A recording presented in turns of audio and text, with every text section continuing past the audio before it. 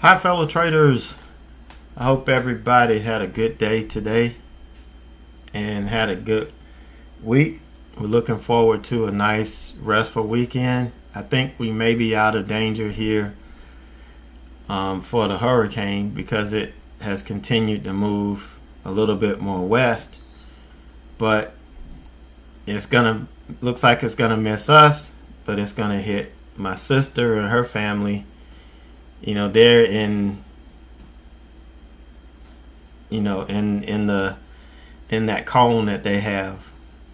So I know this thing changes from day to day, but it's moving further and further away from us. Really hate it for everybody in Florida because it looks like it's going to impact the whole state, from top to bottom. I mean, nobody's really going to escape the effects of this thing. So our thoughts and well wishes are with you guys in Florida for sure. We're going to talk about the couple of trades I made today. I really want to do a recap video yesterday because I had an issue that I'd never had before come up. But yesterday we were still in the path of the hurricane, and I was making sure we had everything together and in place, in case, because I don't like waiting to the last minute, and didn't get a chance to do it. But what happened, for some reason, when I was early, this was pre-market, around 8 o'clock. I'm typing in the stocks that I want to transfer the levels to and stuff like that. So I typed in the first stock, and all of a sudden I'm in short 100 shares, and I didn't do the order. I don't have hotkeys. I didn't even click the short button. I clicked enter on the keyboard. I typed in the stock and hit enter, and it put me short 100 shares. Now, my montage defaults to 100 shares. I changed it from 1,000 to 100, and I trade in 100 share increments. So it just put me in 100 shares. And the bad thing about it, I was looking to go long in this thing because we were bouncing off of VWAP. And, I sat there kind of dumbfounded, and it just continued to run up. And I'm trying to figure out what's going on. I immediately try to get, a Suretrader, somebody over there, but it's 8 o'clock in the morning, and it's kind of hard to get somebody, if anybody. And but it didn't have anything to do with them because they don't run the server, they don't run DOS. So I don't know. That was just my first thought, to try to get in contact with them. But it looks like it must have been, my software got corrupted somehow, because after they told me to just delete it from my computer, and I deleted the desktop files and everything, and then I downloaded the the Pro platform again and rebuilt my desktop, and it worked fine. It worked fine today. So looks like it might have been something with my software somehow. I don't know. I thought it might have been DOS yesterday because we were having issues with the level 2 at that same time. But once the level 2 thing fixed itself, I went and typed in another stock and hit enter, and it put me short 100 shares on it. So but deleting it and putting it back together fixed it. It's just one of those weird problems that came up. So it looks like I'm gonna have to eat that. The first time it was, I think I had a $300 and some loss, $350. But I wasn't trading. I thought there was just an issue with that, and probably should have just stopped it at that moment. But I was just shocked when it happened. Then I had another one where I made 200 and some dollars, and then another one when I lost about $9 or $10 on the last one that I tried. But you know, it is what it is. I gotta eat it. So we'll see where that puts me tomorrow when I do the recap video. But today, I thought we were gonna have a pretty decent day. This NLNK was setting up nicely pre-market for me, and I tried to get in a 500 shares here when we were rejecting this, and I only got filled 250 shares. So that kind of threw my whole plan off. So we pulled back. We kind of bounced here, but we stayed under the 9, and once we got to 75, I decided to just take 200 shares off because I didn't like the fact that it bounced here and we had this one long red candle. Whenever you get something like this, most of the time you're going to get a little bounce. So I went ahead and took 200 here, and I was just going to leave 50 on because initially my target was going to be this red to green line, and then a green to red, and then if it faded it, I would take another position. But I expected it to pull back and bounce, and I didn't want to trade this at the open because I felt it would be too crowded. That everybody's still looking at this from yesterday, and the best opportunity I would have would be pre-market. And I convinced myself not to even look at this thing. But I did make a little error in judgment, I guess. I left the 50 shares on, and at the open, you know, this thing started to pop up, and so, you know, I took it off. Missed my, you know, break even point by like 9 cents, but it was only 50 shares, so you're talking about $5 about. So no big deal on that. But the big deal is I should have kept my eye on this thing, because if you look at, you know, this chart stops here because, you know, I was done trading early this morning. You'll see in a minute what the deal was on that. But if you look at this NLNK, okay, here's, you know, I got out here. The candle was green when I got out, you know, when I stopped out here. You can see it went up, came all the way back down, and it put in this big indecision candle. And then we started to, you know, move up. Here's a perfect 5-minute opening range breakout. And this thing ran from what, 1450 all the way up at one point to 19. I mean, this was an incredible move out of this. And I had convinced myself not to look at this thing past the open. So once I stopped out, I took my mind off of it, which was not the smartest thing to do. But this really would have been a decent trade to start the day with had I had my full size and been able to work this right. But, you know, it was a green trade.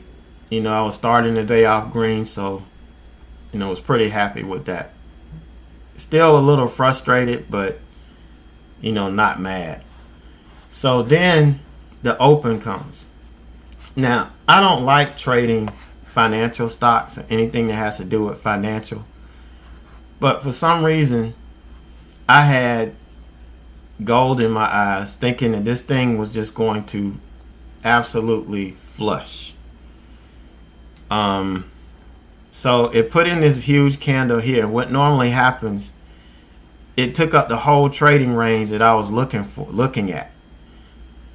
So the opening range high and the low, this was basically lined up with 2 daily levels and the levels that I wanted to trade in between.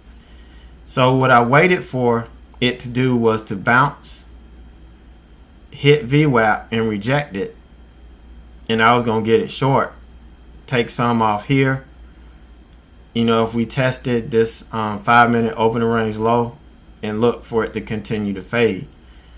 So I got in here when it started looking weak, and it just got bought right back up.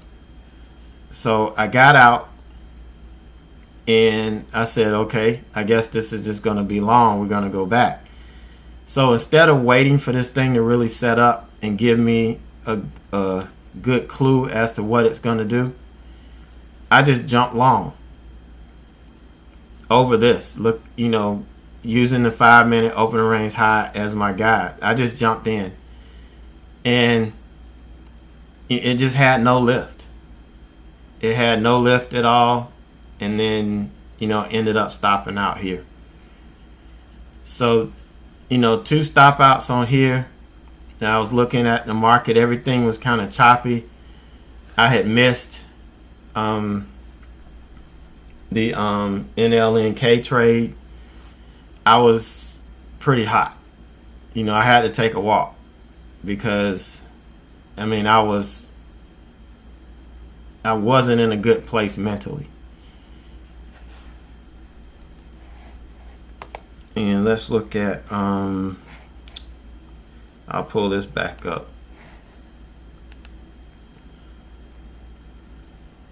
So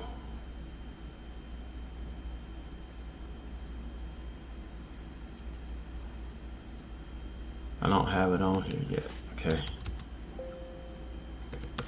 And you can see how this thing traded all day. You know, it got up, it pulled all the way back here. I mean, there was just no clean trading. It was just choppy, choppy, choppy, choppy. So if you're trading and you're using, you know, day trading, and you're using, you know, your proper stops, you know, this is a good way to just get in and get stopped out. Get in and get stopped out. And you might make a couple of dollars, but there was just no continuous follow through on this.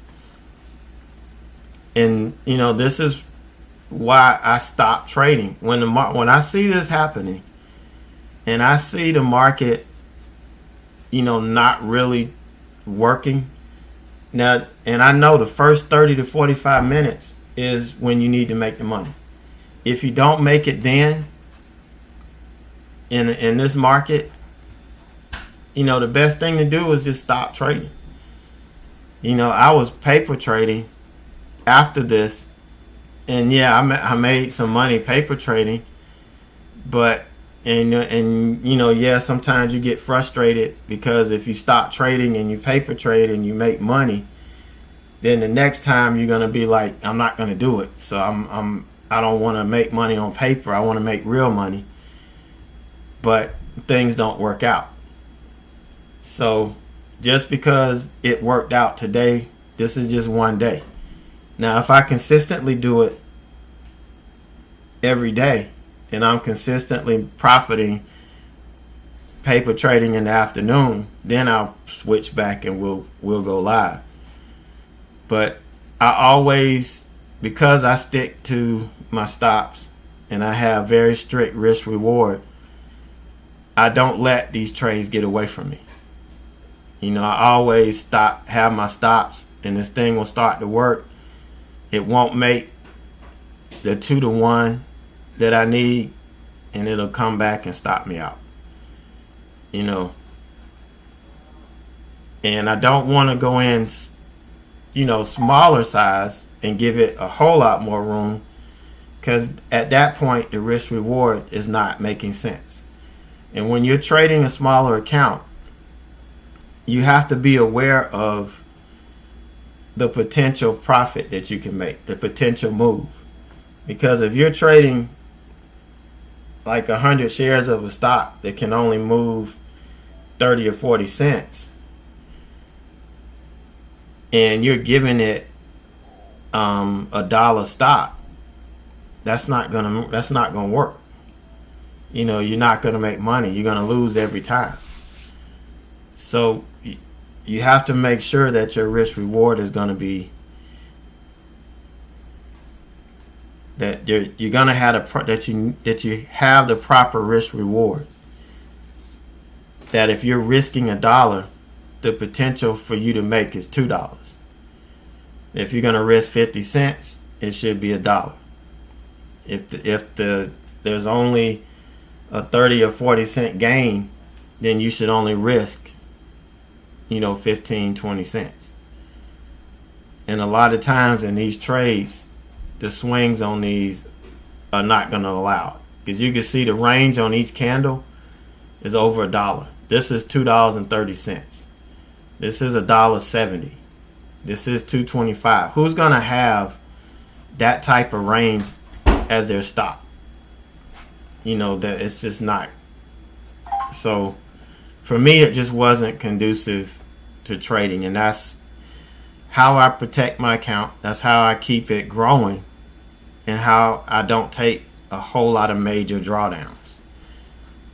That's the worst thing you can do when you're growing or trading a small account, is take drawdowns, these huge drawdowns. All right, so that's it for me for this week. Monday was a very strong, not Monday, Tuesday was a very strong day. So that kind of allowed me to fall back and have a halfway decent week. So the rest of the week just didn't pan out.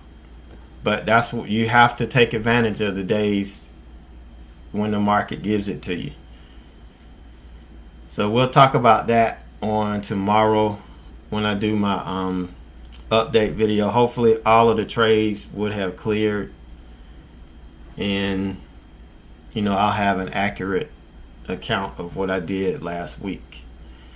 So have a good evening, a good start to your weekend. Everybody stay safe, and we will see you later on this weekend.